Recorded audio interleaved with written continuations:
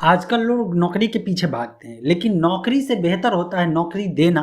मतलब अपना खुद का बिजनेस एस्टेब्लिश करना, और बिजनेस एस्टेब्लिश करने के लिए पूंजी की ज़रूरत होती है। बिना पूंजी का कोई बिजनेस एस्टेब्लिश नहीं होता है। ऐसे में आप सोचते होइएगा, यार मेरे पास जब पूंजी ही नहीं है तो मैं अपना बिजनेस कैसे एस्टेब्लिश करूं। लेकिन स्टेट गवर्नमेंट आपको ये मौका दे रही है कि आपके पास अगर कोई भी पूंजी नहीं है, कैपिटल नहीं है, आपके पास आइडिया है, आप उस पार्टिकुलर आइडिया पे काम करना चाहते हैं, आप मेहनती हैं, आप चाहते हैं कि मैं अपने मेहनत के बल पे अपना एक बिजनेस शुरू करूं, और शुरुआत करने के लिए आपको जो पूंजी की ज़रूरत होती है, ऐसे में रोजगार उत्पन्न करने के लिए स्टेट गवर्नमेंट आपको फंड दे रही है। और फंड के नाम पे जो स्टेट गवर्नमेंट आपको दे रही है वो दे रही है 10 लाख रुपया।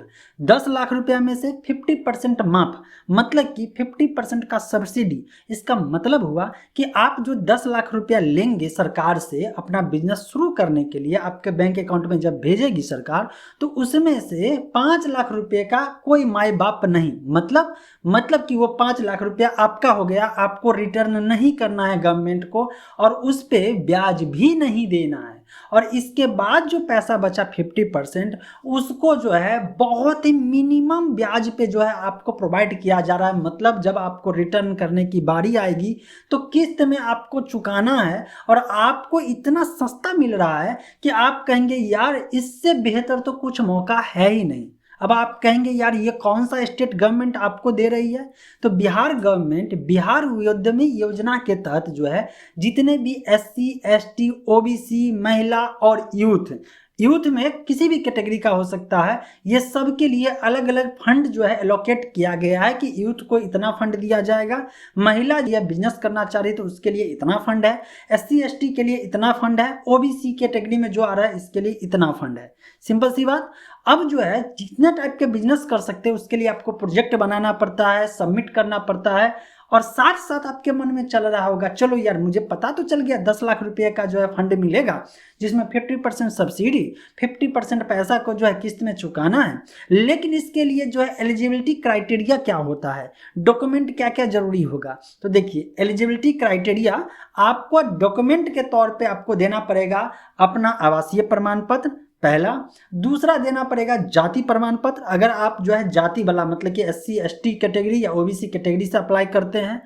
दूसरा के बाद अब तीसरा डॉक्यूमेंट जो जरूरत पड़ेगी वो होगा आपका मैट्रिक का सर्टिफिकेट, इंटर का सर्टिफिकेट। यहाँ पे ध्यान दीजिएगा, मैट्रिक इंटर का सर्टिफिकेट जरूरी हो जाता है, क्योंकि अनपढ़ जो लोग हैं उनके लिए ये स्कीम नहीं है, जो लोग पढ़ाई नहीं करते उनके लिए ये स्कीम नहीं है। मिनिमम तो एलिजिबिलिटी क्राइटेरिया के लिए कुछ एजुकेशन सेट होना चाहिए, और एजुकेशन सेट हुआ 12th पास होना चाहिए। 12th पास के बाद आपको ट्रेनिंग दिया जाएगा अगर आप जो है सेलेक्ट हो जाते हैं तो। इसके साथ साथ MSME से जो है अगर आप लिए हुए हैं, जिसको उद्योग आधार उद्यम रजिस्ट्रेशन जो भी कह लीजिए, इससे रजिस्टर्ड अपने जो है किए हुए फर्म का नाम या प्रोप्राइटरशिप में, तो ऐसे में वो सर्टिफिकेट भी इसमें ऐड कर सकते हैं। और इतना डॉक्यूमेंट आपको करना पड़ेगा अपलोड। इसका जो टाइम पीरियड है वो 1 जुलाई से 31 जुलाई का रखा गया है। मे भी डेट एक्सटेंड हो जाए, लेकिन चांस बन रहा है कि इस बार डेट एक्सटेंड नहीं होगा, तो मौका को मत गवाइए। अगर आप बिहार से बिलोंग कर रहे हैं, आप अपना बिजनेस एस्टेब्लिश करना, आप नौकरी के पीछे न जाकर के खुद नौकरी जो है देना चाह रहे हैं, तो ऐसे में बिहार उद्यमी योजना आपके लिए बहुत ही बड़ा बेनिफिशियल हो सकता है। आपके लिए वो मौका हो सकता है जहां से आप शुरू कर सकते हैं। इनिशियल फंडिंग हो जाएगा, बाद में बुद्धि खुलना शुरू हो जाता है। जब पैसा आना शुरू होता है तो बुद्धि भी खुलता है। बहुत सारे लोग जो है यहाँ पे एक चीज मैं कहना चाहूंगा, बहुत सारे लोग जो है ट्रैप में फंस रहे, जैसे अप्लाई करते हैं उनको कॉल आता है कि मैं आपका जो है ये लोन के लिए जो कि ये एप्लीकेशन है उसको अप्रूव करा दूंगा, इतना रुपया दीजिए। ये सबके ट्रैप में मत फंसिएगा।